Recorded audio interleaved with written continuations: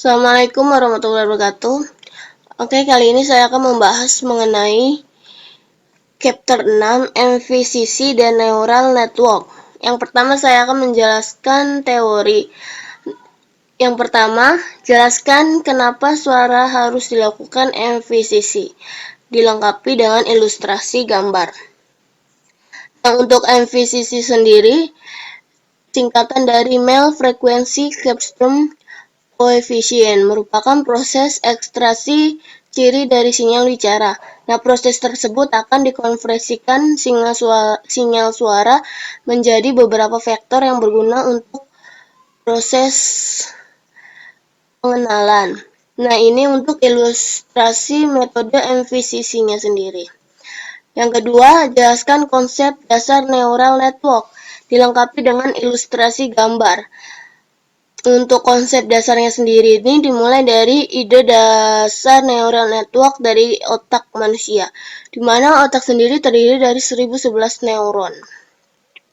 Ini untuk ilustrasi konsep dasar neural network. Yang ketiga, jelaskan konsep pembobotan dalam neural network. Konsep pembobotan dalam neural network sendiri menggunakan algoritma breadth propagation. Ini untuk memperkecil tingkat error dengan menyesuaikan nilai bobot yang berdasarkan perbedaan outputnya. Ini ilustrasi konsep pembobotan dalam neural network. Jelaskan konsep aktivasi dalam neural network. Untuk fungsi aktivasi sendiri ini menggunakan nilai threshold untuk membatasi nilai keluaran agar selalu dalam batas nilai yang sudah ditentukan. Ini untuk gambar yang fungsi hasil aktivasi neural network sendiri. Jelaskan cara membaca hasil plot dari MVCC.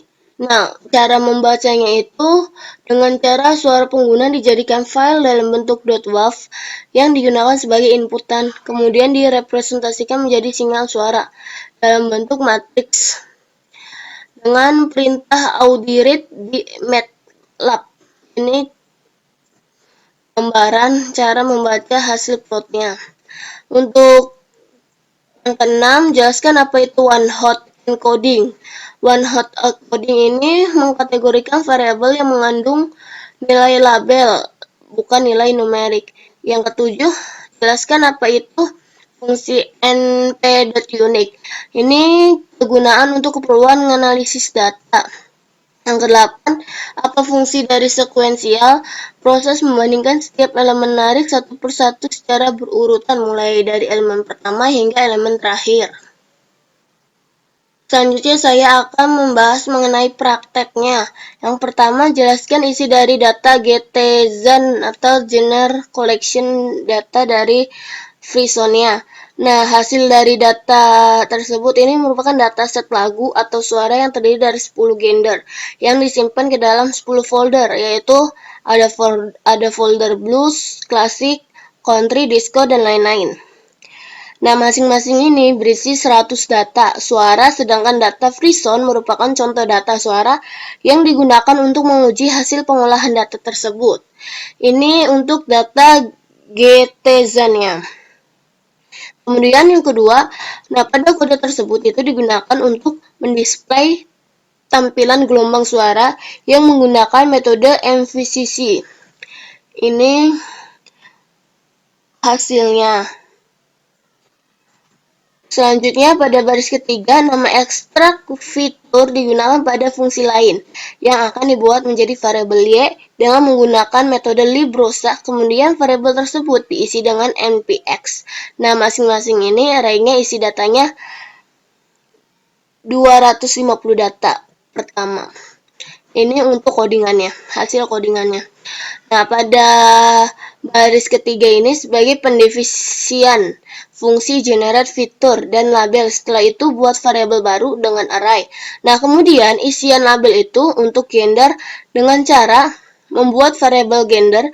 Setiap datanya isi dan setelah itu akan dibuat encoding untuk data tiap label. Selanjutnya,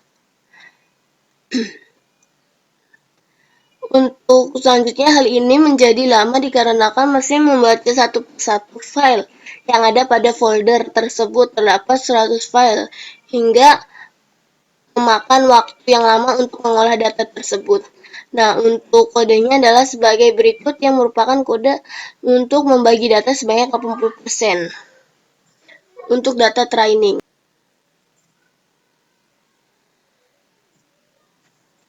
Selanjutnya di sini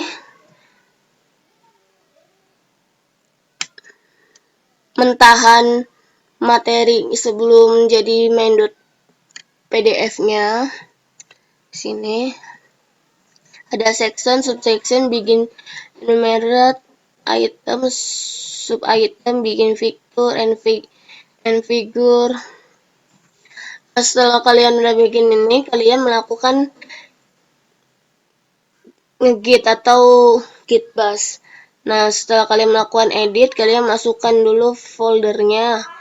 Ini untuk chapter 6-nya, figur chapter 6 saya. Setelah itu kalian masukkan di chapter. Ini chapter 6. Setelah itu kalian melakukan ngegit dengan cara pertama kan git fetch upstream, git pull upstream master, git pull origin master, baru edit. Setelah edit kalian compile dulu file main.txt-nya. Setelah compile baru git add spasi dot. Setelah itu git commit komentar. Nah, di sini komentarnya saya tuh chapter 6. Setelah itu git push origin master.